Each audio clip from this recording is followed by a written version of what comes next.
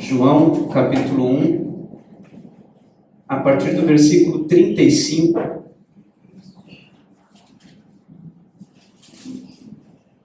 Vamos ler com fé a palavra de Deus.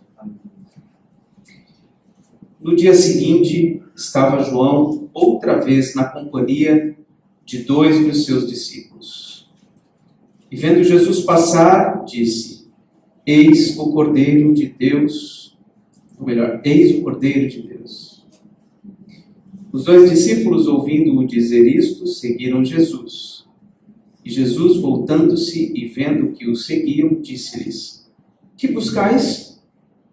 Disseram-lhe: Rabi, que quer dizer mestre. Onde assistes? Respondeu-lhes: Vinde e vede. Foram, pois, e viram onde estava morando, e ficaram com ele aquele dia, sendo mais ou menos a hora 10ª. Vamos falar com o Senhor?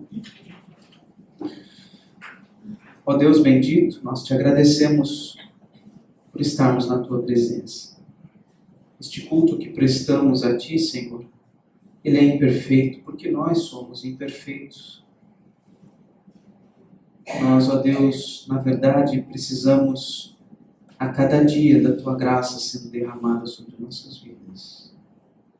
E nós cremos que este momento de culto, e de modo especial, esse momento em que a tua palavra é pregada, é o momento em que o Senhor trabalha em nossas vidas, nos transforma, nos santifica e apruma os nossos passos para seguirmos adiante conforme a tua vontade.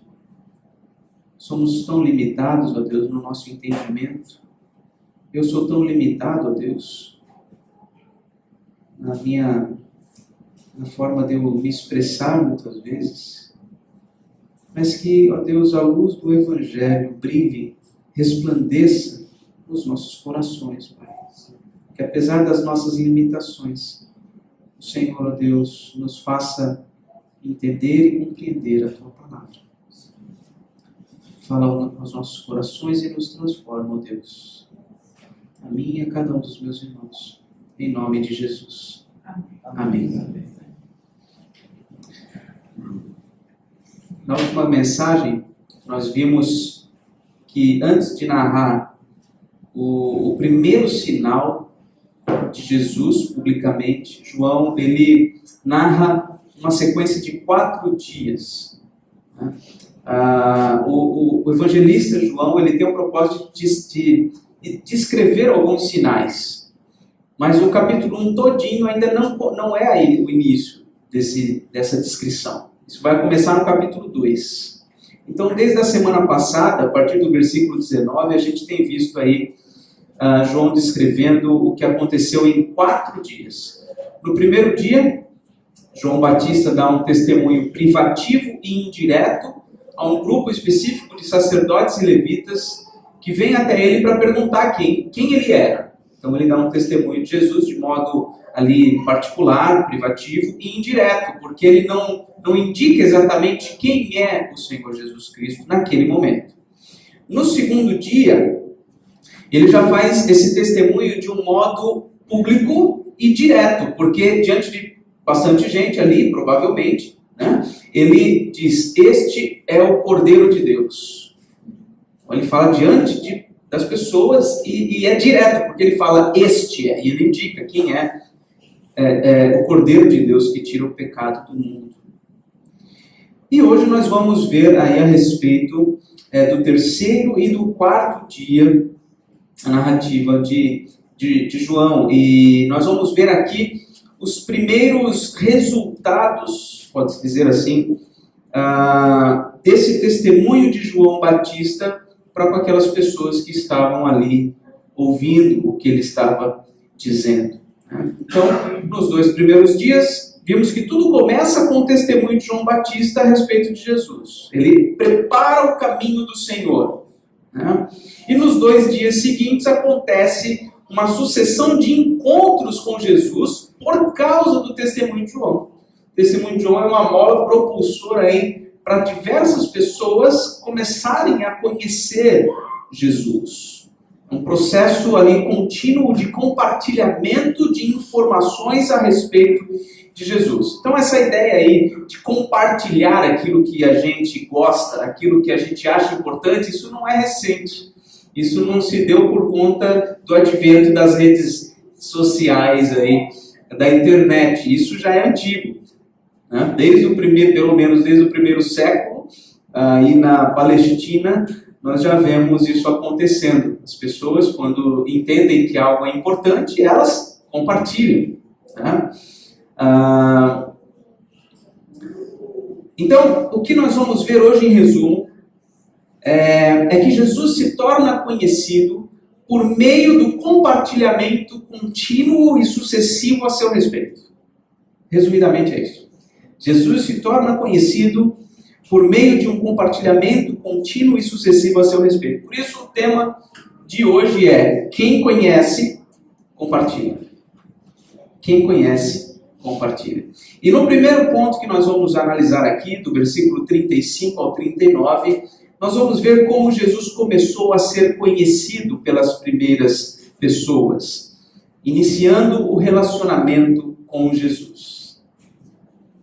Então, no versículo 36, no 35 e no 36, nós vemos que tudo começa com um testemunho. No dia seguinte, terceiro dia, portanto, dessa sequência de dias, João estava novamente na companhia de alguns discípulos. E aqui no caso, falam que são 2 discípulos. E vendo Jesus passar, ele dá um testemunho, mais uma vez, direto a respeito de Jesus. Ele fala: eis o Cordeiro de Deus. Tudo começa com um testemunho. E o interesse desses 2 discípulos é completamente despertado por causa daquele testemunho. Algo tão simples, né? Ele disse: eis o Cordeiro de Deus. E isso foi arrebatador. Aqueles 2 discípulos se sentiram interessados imediatamente por aquilo ali. E diz aí o versículo de 37, que eles, ouvindo João Batista dizer isso, o que eles fizeram? Eles seguiram Jesus. Foi arrebatador, foi irresistível. A partir de um testemunho, as pessoas foram buscar conhecer Jesus. Então, no versículo 38, nós vemos que Jesus, voltando-se e vendo que os seguiam, disse-lhes: que buscais? Que buscais? O que vocês estão procurando? O que Jesus faz imediatamente é, digamos assim, confrontar aqueles 2 que estavam indo atrás dele, para que eles pudessem pensar e falar a respeito do que eles queriam. Isso se torna comum para com todos os encontros de Jesus. Todas as pessoas são chamadas ou são confrontadas a refletir sobre quais são as suas motivações. Jesus está perguntando: olha, o que vocês estão querendo ouvir atrás de mim? E aí eles, talvez, sentem que seria uma intromissão dizer logo de cara o que eles queriam.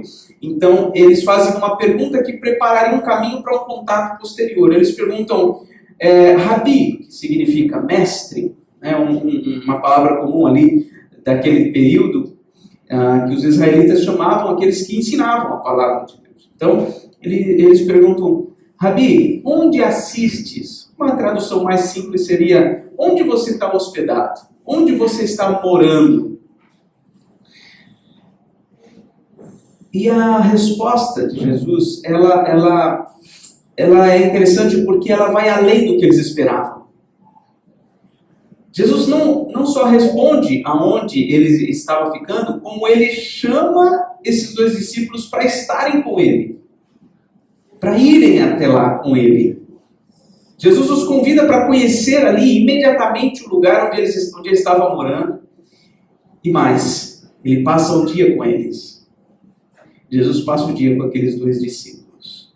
E isso foi extremamente impactante na vida daqueles 2, a ponto de o escritor dizer o seguinte, no versículo 39. A resposta de Jesus foi: vinde e vede, quer dizer, vem comigo. Né? E aí eles foram e viram onde Jesus estava morando. E ficaram com ele aquele dia, sendo mais ou menos a hora 10ª. Ou seja, isso foi tão impactante que até o horário que tudo isso começou ficou marcado na mente do escritor bíblico. né? Então, a hora décima aqui, alguns vão dizer que seria às 10 horas da manhã, outros vão dizer que seria às 16 horas, às 4 da tarde. Tá? Porque no relógio grego, né, o dia começa à meia-noite. Então, às 10 horas, a hora décima seria às 10 horas da manhã. No relógio judaico, o dia começa às 6 horas da manhã, no nascer do sol. Então, a 10ª hora seria às 4 da tarde, às 16 horas. Isso não importa. O importante é a gente perceber que esse horário foi marcante. Esse horário é indicado para demonstrar que aquele momento foi extremamente marcante na vida daqueles 2 discípulos. Então, algumas coisas a gente já pode aprender com esse pequeno trecho que nós acabamos de ver. Primeiro é que Jesus usa o testemunho dos crentes para começar a se relacionar com quem Ele quer. Jesus usa o testemunho dos crentes para se encontrar, para se relacionar com aqueles que Ele deseja se relacionar. Isso está em harmonia com aquilo que Paulo disse, que a fé vem pela pregação. E a pregação pela palavra de Cristo. Ou seja, é preciso que haja um testemunho do Evangelho. É preciso que haja uma indicação de quem é Jesus, para que as pessoas se sintam atraídas e possam ser levadas a Jesus. Outra coisa que a gente pode observar é que Jesus confronta os interessados em conhecê-lo a respeito das suas motivações. Jesus, quando tem alguém interessado em conhecê-lo, ele questiona a respeito das suas motivações. Isso me faz lembrar um acontecimento que, na verdade, nós vamos estudar mais para frente, em João capítulo 6, que é o seguinte: depois de Jesus ter feito uma das multiplicações de pães e uma multidão ser servida, no dia seguinte essa multidão vai atrás dele do outro lado do rio. E aí, quando eles chegam lá, sabe o que Jesus fala para eles? Ele diz assim: vocês estão me procurando não porque vocês viram sinais, ou seja, não porque vocês viram a comprovação de que eu sou o Filho de Deus. Vocês estão me procurando porque vocês encheram a barriga de vocês. Porque vocês se fartaram dos pães. Vocês estão indo atrás de mim para conseguir de novo o que eu lhes dei. E aí ele completa dizendo: trabalhar não pela comida que estraga, essa comida, mas trabalhe pela comida que subsiste para a eternidade, a qual o Filho do Homem vos dará. Ele está falando que Ele vai dar esse alimento permanente. Então, quando as pessoas vão até Jesus, eles são confrontados. Não há como ir até Jesus sem ser confrontado diretamente nas suas motivações. Jesus certa vez falou o seguinte: se alguém quer vir após mim, primeiro, negue-se a si mesmo. Tome a sua cruz e siga-me. Não pode vir de qualquer jeito. Se você tem um interesse materialista ao buscar Jesus, pode esquecer. Agora, Jesus percebe nesses 2 discípulos que eles realmente querem conhecê-lo. E o que Jesus faz com quem realmente está interessado em conhecê-lo, em se relacionar com ele? O que ele faz?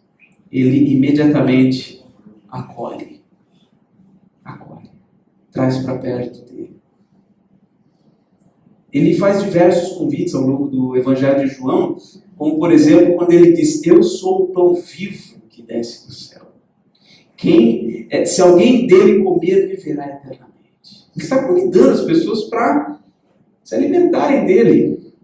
Óbvio que não é uma linguagem literal, é figurada. Né? Outra vez ele diz: se alguém tem sede, venha a mim e beba.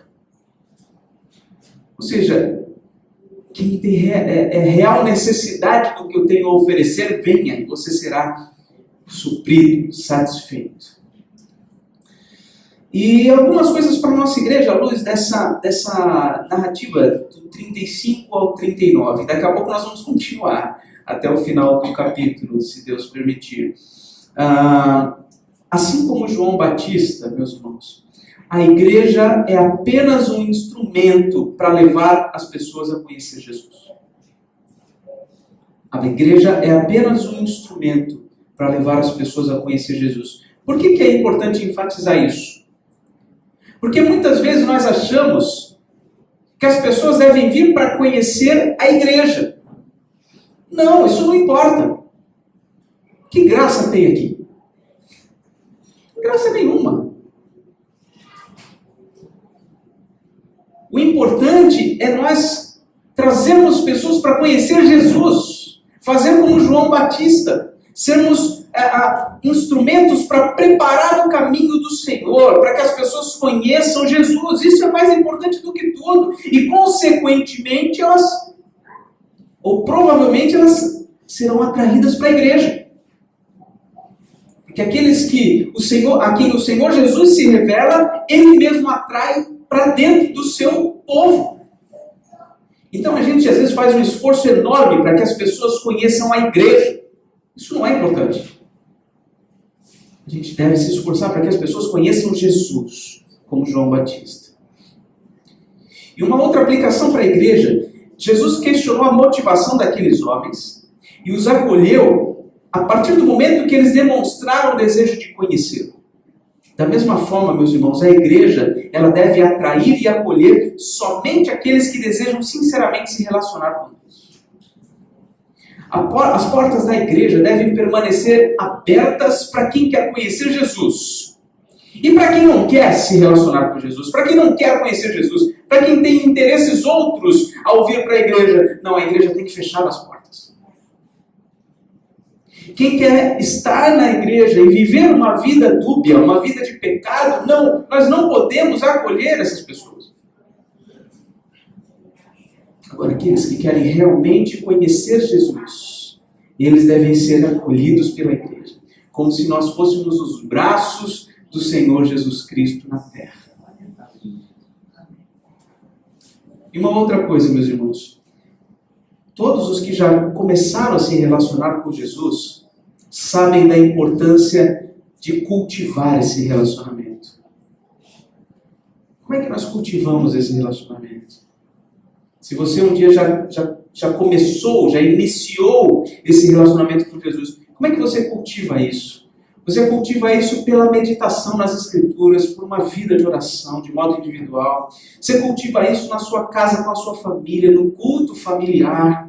Você cultiva esse relacionamento quando você, junto com o povo de Deus, num momento como esse, está reunido em torno da palavra do Senhor, em adoração a Deus, por meio de Jesus Cristo. É assim. Nós precisamos, sim, preservar e nos esforçar para estar na presença do Senhor Jesus Cristo, nos relacionando com Ele continuamente. Então, o primeiro ponto que eu gostaria de ver com vocês, do 35 ao 39, é isso. É o início do relacionamento com Jesus. Tudo se deu a partir do testemunho de João Batista. Depois desse testemunho houve um confronto para averiguar as motivações deles. E depois eles são imediatamente acolhidos, por terem uma motivação correta de conhecer Jesus. Então, nós vamos ver agora, em segundo lugar, que as primeiras pessoas a conhecerem Jesus, elas rapidamente compartilham esse conhecimento com outros. Vamos ler agora do versículo 40 ao 42. Diz assim: Era André, o irmão de Simão Pedro, um dos dois que tinham ouvido o testemunho de João e seguido Jesus. Ele achou primeiro o seu próprio irmão, Simão, a quem disse: Achamos o Messias, que quer dizer Cristo, e o levou a Jesus. Olhando Jesus para ele, disse: Tu és Simão, o filho de João, tu serás chamado Cefas, que quer dizer Pedro. Então, aqui João, o apóstolo, está dizendo, olha, um desses discípulos era André, irmão de Simão Pedro. Por que ele faz essa explicação? Porque André era menos conhecido do que Pedro. E eu comentei, se eu não estou enganado, que o Evangelho de João foi um dos últimos a serem escritos lá para o final do século I, talvez no ano 90, 95.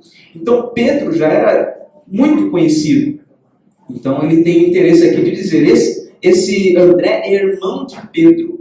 E o que André, que era um desses dois discípulos, fez imediatamente? Ele foi até o seu próprio irmão e disse para o seu irmão: achamos o Messias. Messias, eu já devo ter comentado aqui, significa unção, ungido, na verdade, ungido. E então, a ideia de que achamos aquele que foi consagrado, achamos aquele que foi separado para uma missão. E na mente dos israelitas, o Messias era um ungido de Deus que viria para restabelecer a ordem social. É alguém que viria para restabelecer o prestígio de Israel e para dar a libertação em relação ao domínio do Império Romano. Então, naquele período, era essa a visão que eles tinham de um Messias, alguém que viria para resolver os problemas sociais e políticos. Nós não somos muito diferentes daquele pessoal, porque muitas vezes nós achamos que tudo tem que ser resolvido no que diz respeito à sociedade. É claro que a gente deve se esforçar pela glória de Deus na terra, sem dúvida. Mas a gente não pode acreditar que isso vai acontecer neste momento. Talvez não aconteça tudo o que a gente espera neste momento. Vide as notícias da última semana, a gente põe tanta esperança num lado e a gente já vê que esse lado, na verdade, pode estar entremeado aí de lama. Então, a gente tem que ter muito cuidado. O único Messias é esse aqui que o André achou. E ele fala, nós achamos o verdadeiro. Nós achamos o verdadeiro. E ele fala, achamos o Messias e leva ele para conhecer Jesus. Então, o primeiro fruto do início do relacionamento com Jesus foi buscar alguém para conhecer. O primeiro fruto desse relacionamento de André com Jesus foi ir atrás do seu irmão e falar, olha, vem conhecer também. Ele foi lá logo e clicou em compartilhar. Vem conhecer. Conhece isso aqui, conhece essa pessoa tão importante. E Simão então é levado até Jesus. E quando ele é levado até Jesus, e a gente vai ver que Jesus, ele pelo menos nesse trecho das narrativas, ele sempre toma a iniciativa. Quando alguém chega até ele começa o diálogo. Ele começou o diálogo com André, o outro discípulo, dizendo, que buscais? No trecho anterior. Aqui ele começa o diálogo dizendo, quando logo que vê Simão, ele fala, tu és Simão, o filho de João. Tu serás chamado Cefas, que quer dizer Pedro. Então, quando Pedro se depara com Jesus, ele se depara com alguém que tem plena consciência de quem ele é e é capaz de mudar a sua história. Fala, você vai deixar de ser Simão. Simão significa aquele que ouve, ouvinte. Você vai deixar de ser, entre aspas, apenas um ouvinte. Eu vou tornar você uma pedra, uma coluna. Alguém que vai ter uma função de grande importância. E ele transforma. Ali é o início de uma transformação da história da vida de Simão. É interessante, não sei se você percebeu, mas quantos discípulos vão até Jesus? 2. E só um ele diz quem é. Que é André, o irmão de Pedro. E o outro? Provavelmente o outro é ele próprio que está escrevendo. O apóstolo João.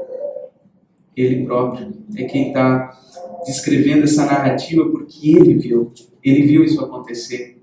Ele viu André indo imediatamente apresentar Jesus a seu irmão, ou apresentar seu irmão a Jesus.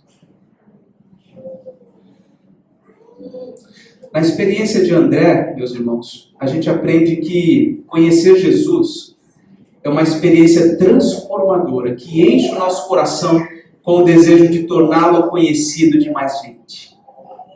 Essa foi a experiência de André. Quando ele conheceu Jesus, o coração dele se encheu com o desejo de tornar Jesus conhecido ao seu irmão. E a gente precisa aprender isso. Precisa entender isso.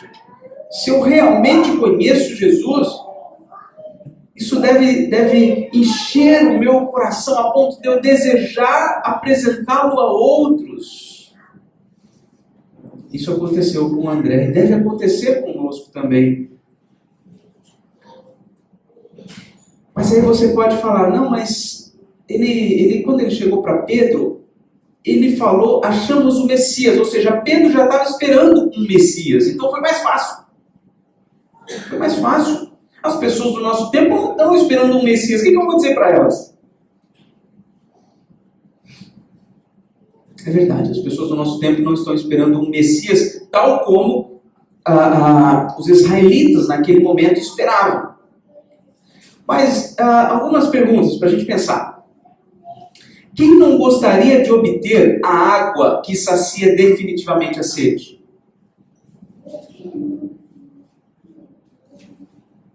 Quem não gostaria de obter um tipo de alimento que dura eternamente? Quem não gostaria de conhecer a solução para a morte?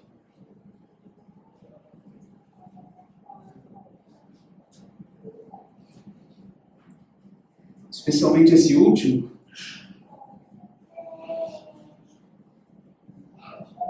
Eu creio que nós temos grandes expectativas.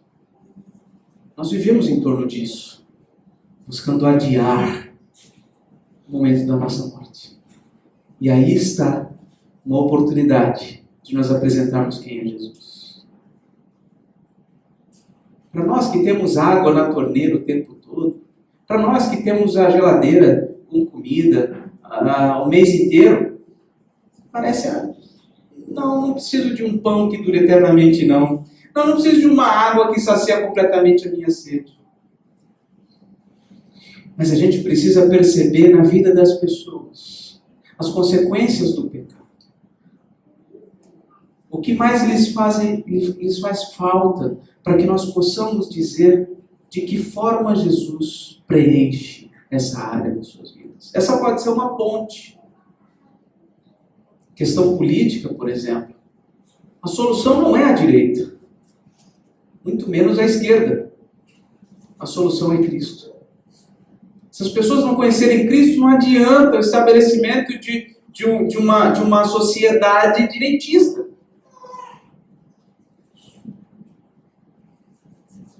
Então, irmãos, nós temos que encontrar pontes, seja na política, seja, enfim, nos sofrimentos, seja em qualquer área. Nós precisamos encontrar pontes para comunicar a respeito de Jesus. Apontar para Ele. Olha lá, Ele é esse que resolve esse problema. Ele é esse que vem para nos reconectar ao nosso Criador. Isso na experiência de André. E na experiência de Pedro? A gente aprende que ninguém conhece Jesus, ninguém que conhece Jesus continua sendo o mesmo. Ninguém. Lógico, isso não significa que quando a pessoa conhece Jesus, ela imediatamente para de pecar. Não é isso. Pedro não deixou de pecar, mas a vida dele foi transformada. O ungido de Deus é capaz de redimir a vida de qualquer pessoa. Ele foi transformado. De um mero ouvinte, e se tornou alguém de importância fundamental na edificação da igreja. Iniciando o relacionamento com Jesus, chamando outros a conhecerem Jesus.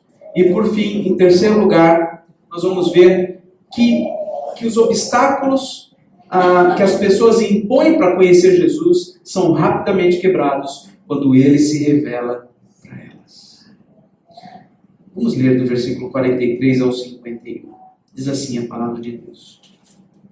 No dia imediato, ou seja, no dia seguinte, agora o quarto dia dessa narrativa de 4 dias, resolveu Jesus partir para a Galileia e encontrou a Filipe, a quem disse, segue-me. Vamos fazer pausadamente essa última parte. Irmãos, um ponto aqui.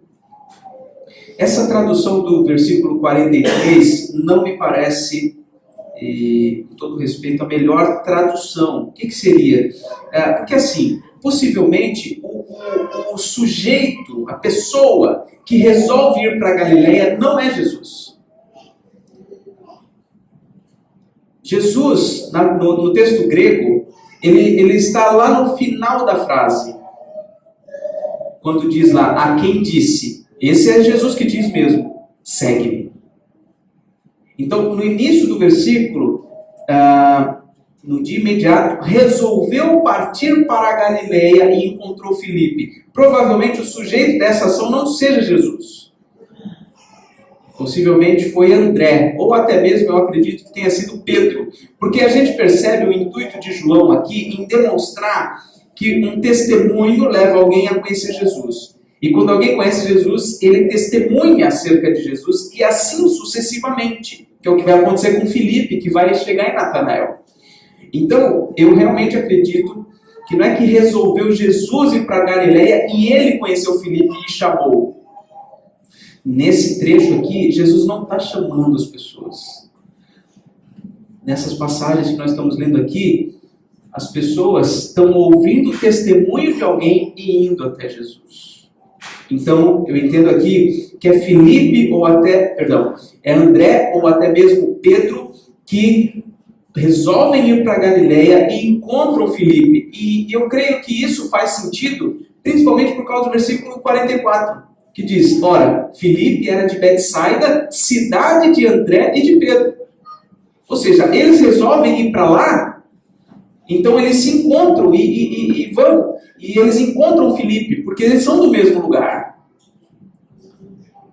E aí, então, eles levam a Filipe a encontrar-se com Jesus, e Jesus diz a Filipe, segue-me. Então é assim que eu compreendo essa passagem. E aí no versículo 45, a gente vê que Filipe, que acabou de conhecer Jesus, o que ele faz imediatamente? Ele chama Natanael. Filipe encontrou Natanael e disse-lhe, achamos aquele de quem Moisés escreveu na lei e a quem se referiram os profetas, Jesus, o Nazareno, filho de José. Versículo 45. Então, o que aconteceu com André acontece aqui com Filipe. Então, no meio do percurso, eu acredito que Pedro é quem chama Filipe. Porque João Batista indica para os dois discípulos. Dos dois discípulos, André vai e conta para Pedro. Pedro conta para Filipe. E Filipe agora para Natanael. Então, uma sequência sucessiva de convites, de testemunhos a respeito de Jesus. É assim que eu compreendo particularmente esse texto. Então, depois de conhecer Jesus, Filipe chama Natanael. Esse é o princípio fundador da verdadeira expansão da igreja. Novos seguidores de Jesus dão testemunho dele a outros, e estes, por sua vez, tornam-se discípulos e repetem esse processo contínuo. E aí Filipe diz para Natanael que Jesus, ele é o cumprimento das profecias de Moisés e dos demais profetas. E então ele faz referência aqui às profecias, aquilo que há no Antigo Testamento, conhecido por Filipe, conhecido por Natanael. E ele identifica esse cumprimento, essa pessoa que cumpre todas essas coisas, ele identifica como sendo Jesus, o Nazareno, o filho de José. E os israelitas eram sempre identificados dessa forma. O nome deles, o nome da cidade de onde eles eram e o nome do pai. Isso mostra que Jesus, então, tem uma identidade terrena mesmo. Ele é israelita de verdade. E a reação de Natanael nos surpreende. Ele diz no versículo 46, perguntou-lhe Natanael, de Nazaré pode sair alguma coisa boa? Então, Natanael age com desdém. De Nazaré não vem nada de bom. Nazaré era uma cidade que ficava ao norte de Israel. Era a região da Galileia. E toda a região da Galileia, na verdade, não tinha uma boa fama para com as demais regiões de Israel. O preconceito era antigo. Aquela região era bem distante do centro. Né? Embaixo, no sul, está Jerusalém. Em cima, está lá a Galileia. E o preconceito era antigo. Por quê? Porque essa região foi muito influenciada pela baixa moralidade, pela idolatria dos povos do norte. Então os galileus eles não eram bem vistos pelo povo lá do centro. de Jerusalém. Tanto é que quando Jesus vai para lá, para o norte, ele vai para Nazaré, ele não nasce em Nazaré, ele nasce em Belém, mas quando ele vai para Nazaré, o escritor bíblico Mateus, ele diz o seguinte: o povo que jazia em trevas viu grande luz. Quem é esse povo que jazia em trevas? Os galileus, as pessoas que moravam lá em Nazaré, Cafarnaum e etc. Então, o que nós vemos aqui? Natanael, ele tem o quê? Preconceitos. Ele age com desdém. Ele fala, não, de lá não vem nada de bom, eu não quero nem saber quem é esse homem. E aí, Filipe dá a melhor e única resposta possível. Ele diz aí no final do versículo 46, vem e vê. Essa é a melhor resposta que ele poderia ter dado. Alguém tem preconceito para conhecer Jesus? Então, vem conhecê-lo. Vem até ele. Tenha um contato com ele. E aí ele vai. E diz o versículo 47. Jesus viu Natanael aproximar-se. E lembra que eu falei que Jesus sempre toma iniciativa nessas conversas, pelo menos nessas passagens que nós temos visto? Jesus já toma iniciativa e diz a seu respeito, versículo 47, eis um verdadeiro israelita em quem não há dolo.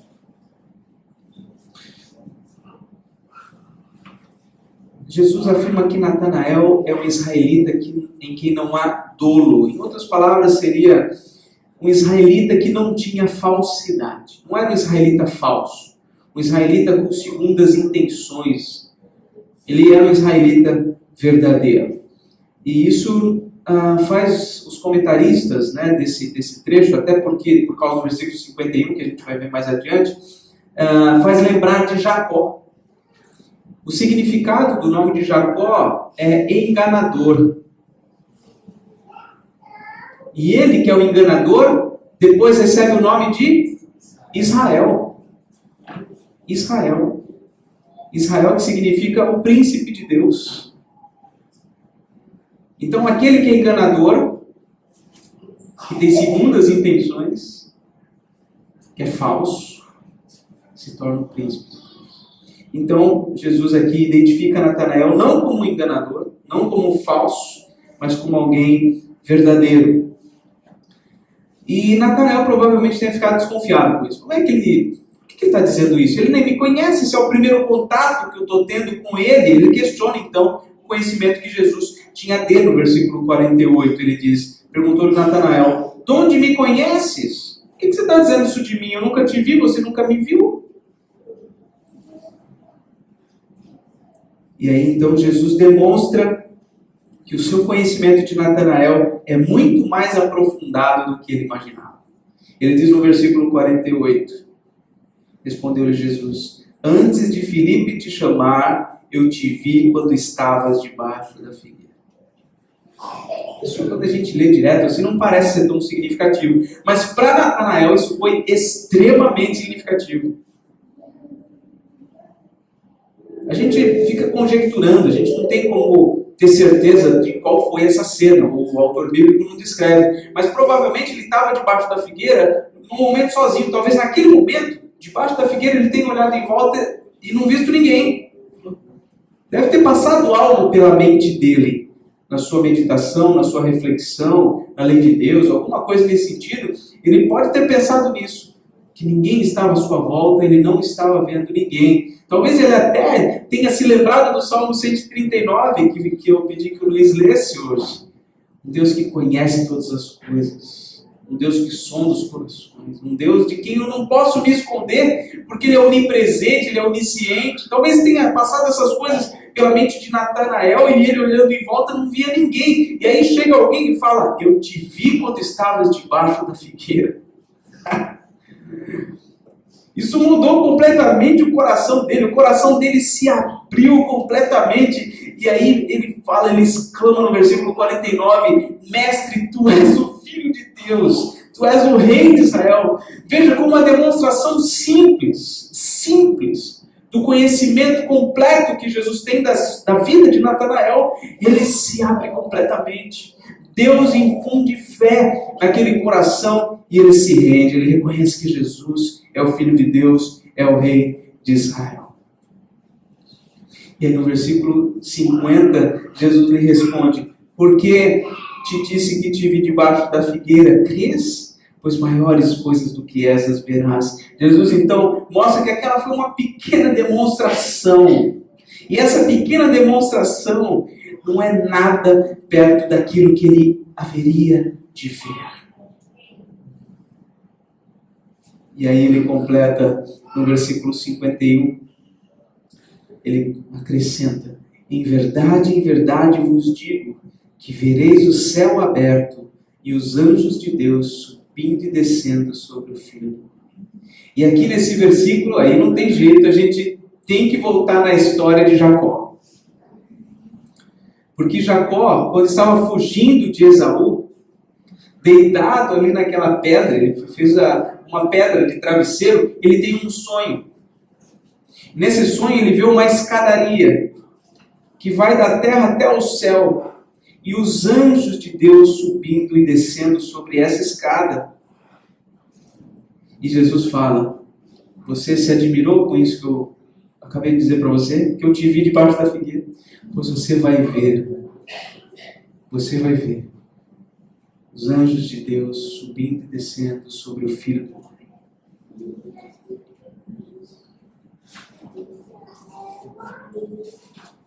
Ele começa dizendo no versículo 51, em verdade, essa expressão, alguém recentemente me perguntou sobre isso, a gente se questiona, por que repete em verdade? A palavra grega, por detrás aí dessa expressão, é a palavra amém. Amém. O amém que a gente conhece mesmo. Amém é uma palavra usada para expressar um acordo, né? Acordo com um desejo, de fato, de que aquela oração seja cumprida. Porque por isso que a gente fala amém no final das orações. Mas essa palavra também contém a ideia de firmeza, de certeza, de convicção. Né? Então, Jesus usa essas duas palavras, né, antes de uma afirmação, para confirmar e enfatizar a importância daquilo que ele vai dizer. É como se ele estivesse sinalizando: olha, isso que eu vou dizer é solene, é importante, prestem atenção.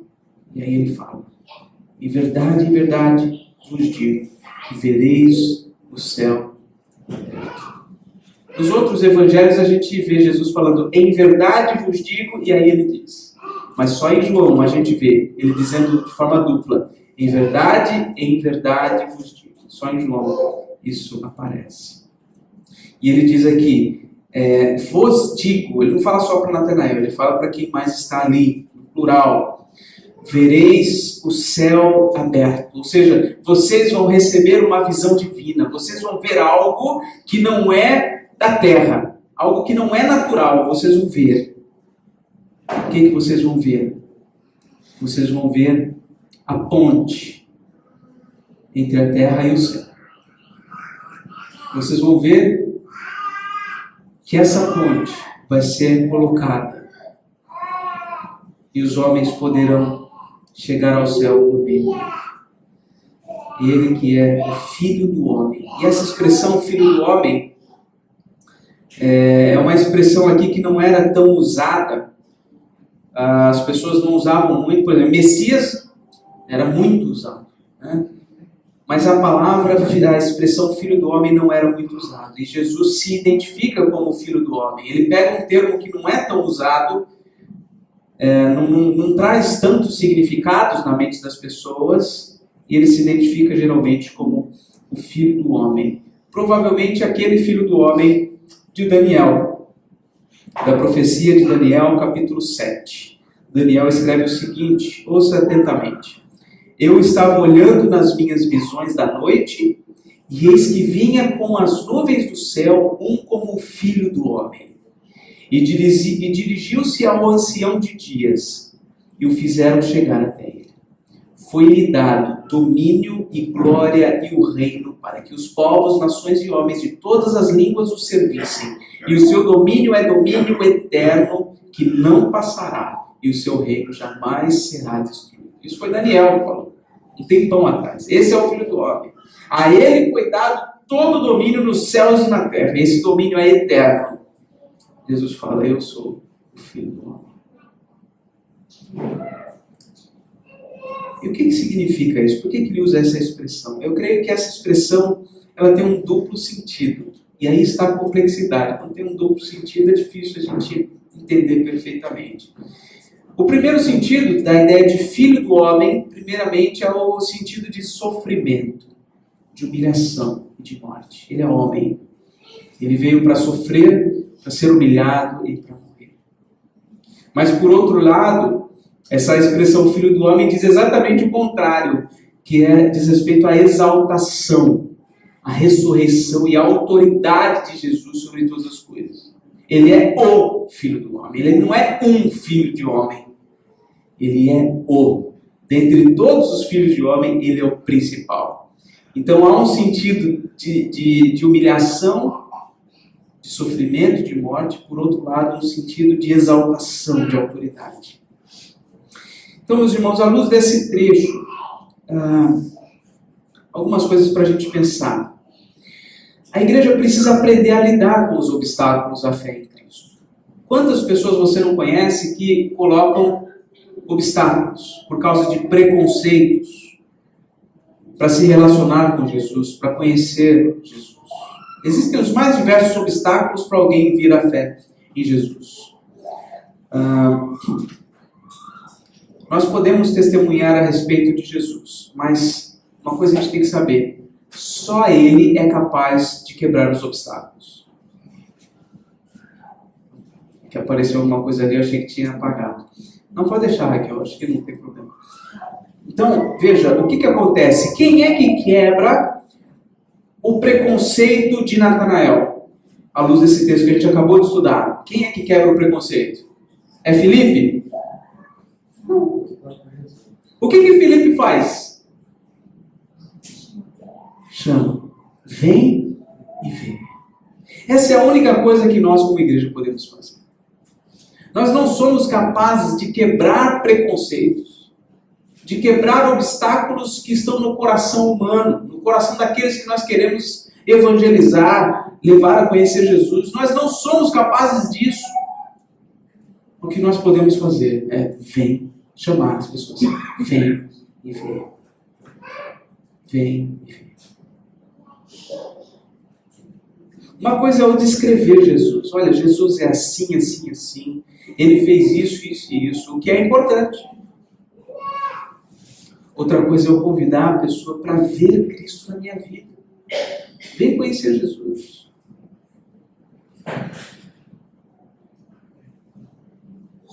Nós que somos cristãos, nós devemos refletir a imagem de Jesus. Nós somos seus representantes, seus embaixadores. As pessoas vão conhecer Jesus quando elas virem Jesus em nossas próprias vidas. Vem e vê.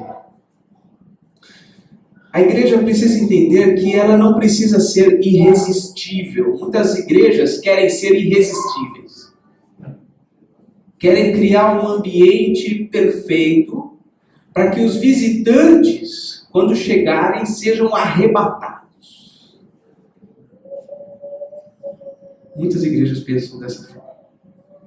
Agem dessa forma. Não. A igreja não tem que ser irresistível. Por quê? Porque quando Jesus se revela a alguém, isso é irresistível.